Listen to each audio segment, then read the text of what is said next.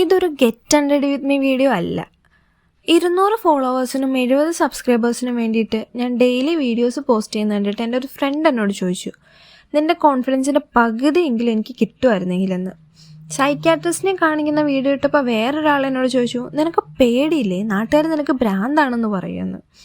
സൈക്യാട്രിസ്റ്റിനെ കാണിക്കുന്ന എല്ലാവർക്കും ഭ്രാന്തുള്ളവരല്ല.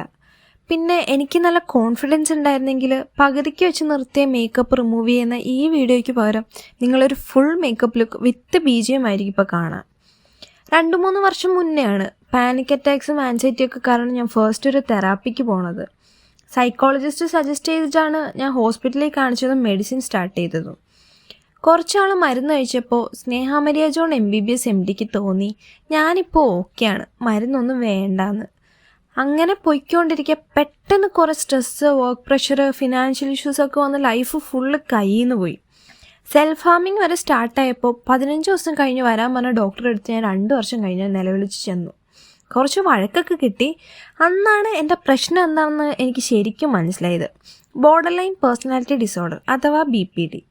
എൻ്റെ ഇമോഷൻസ്, സെൽഫ് ഇമേജ്, റിലേഷൻഷിപ്സ് ഒന്നും ഒരിക്കലും സ്റ്റേബിൾ ആയിരുന്നില്ല. കൊച്ചിലെ തൊട്ട് അതെ. ഞാൻ പെട്ടെന്ന് കരയും. ദേഷ്യം വന്നാൽ എനിക്ക് അടുത്തിരിക്കുന്നവരെ ഉപദ്രവിക്കണം. ആരെയും കിട്ടിയില്ലെങ്കിൽ ഞാൻ എന്നെ തന്നെ ഉപദ്രവിക്കും.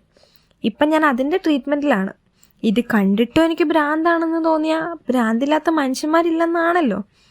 ലൈഫ് ഫുള്ള് കയ്യിൽ നിന്ന് പോകുമ്പോൾ ഹെൽപ്പ് ചോദിക്കുന്നവരാണ് ഏറ്റവും സ്ട്രോങ് ആയിട്ടുള്ള മനുഷ്യരെന്ന് ഞാൻ എവിടെയോ വായിച്ചിട്ടുണ്ട്.